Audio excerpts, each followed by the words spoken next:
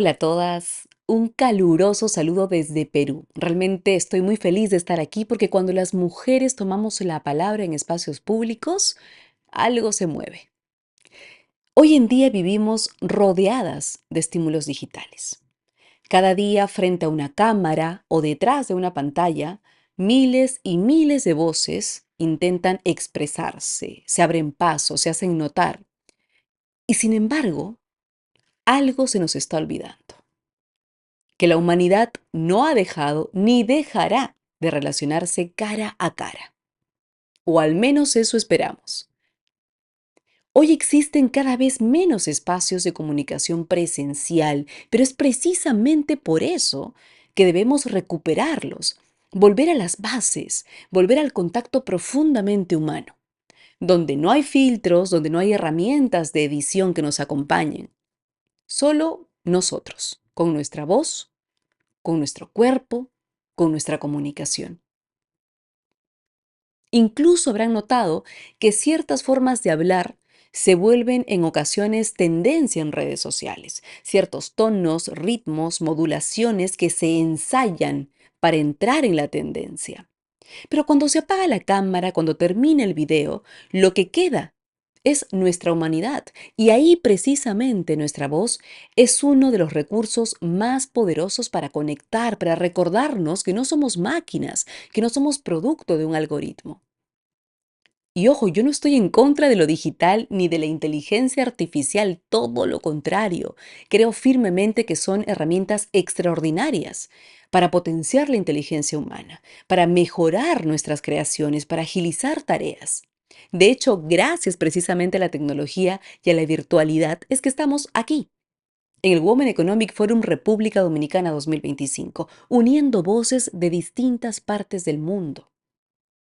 Pero lo que quiero decir es esto. ¿Cómo estamos usando nuestra voz en los espacios digitales? ¿Es auténtica? ¿Es prestada? ¿Está reemplazando nuestros espacios presenciales de conexión real?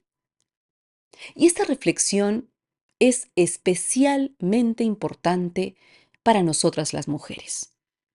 Porque mientras seguimos avanzando, posicionándonos en entornos laborales, empresariales, económicos, políticos, necesitamos también fortalecer nuestra voz, simbólicamente y literalmente.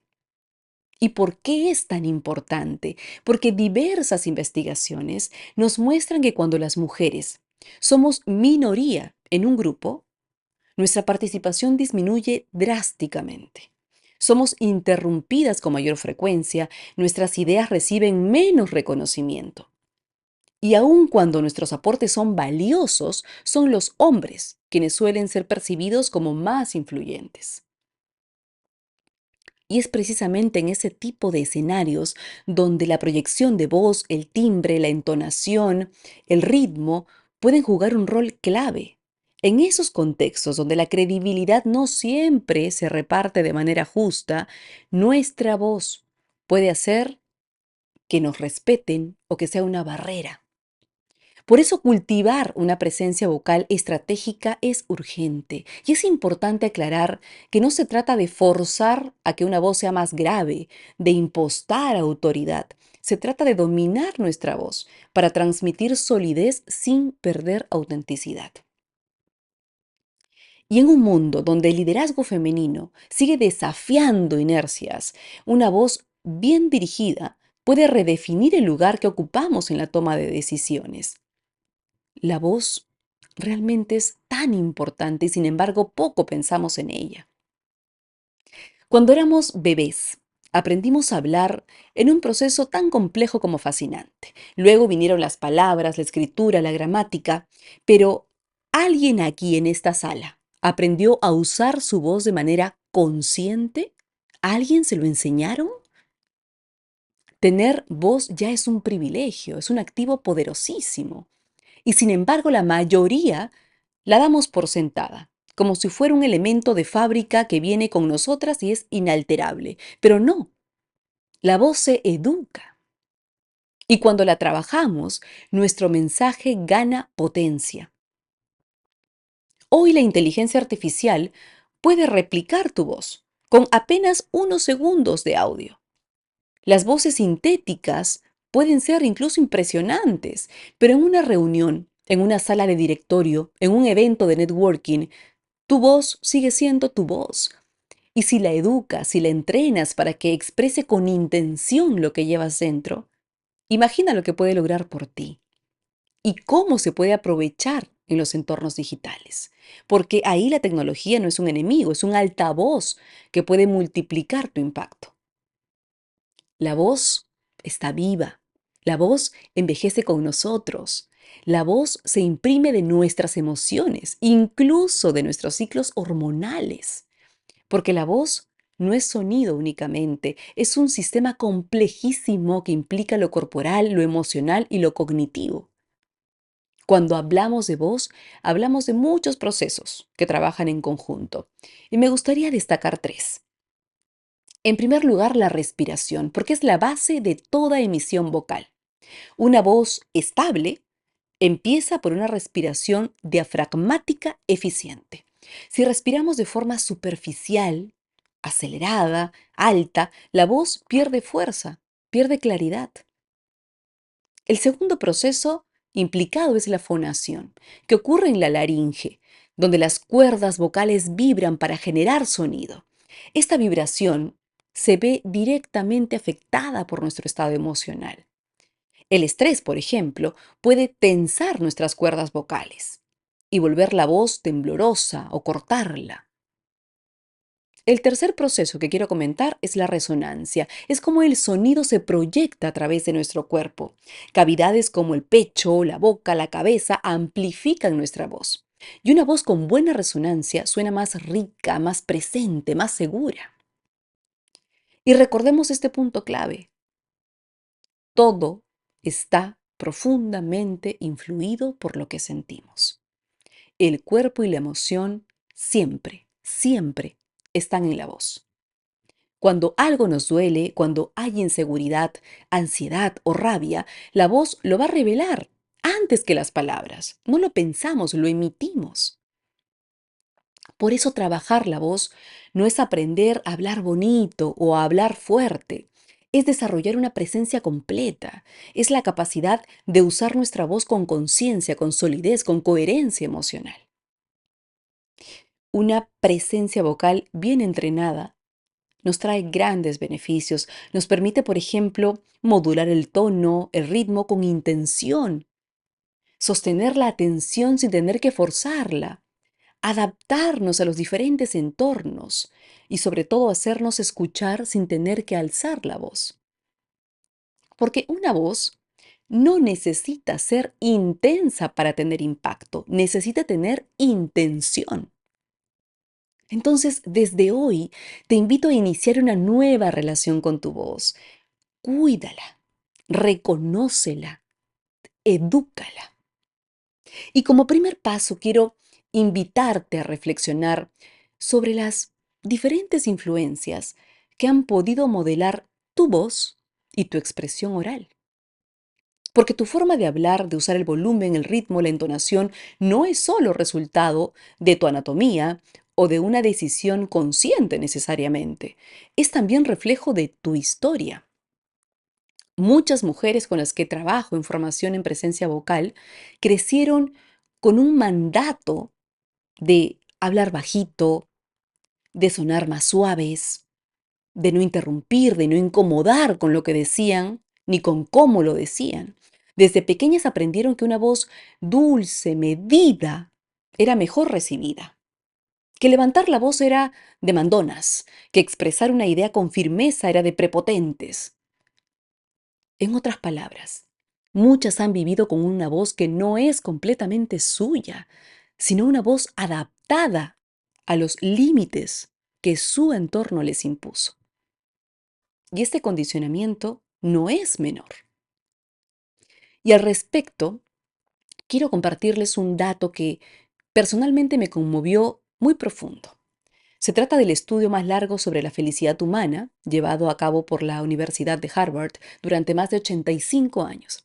Este estudio ha seguido a generaciones de personas desde su adolescencia hasta su edad avanzada.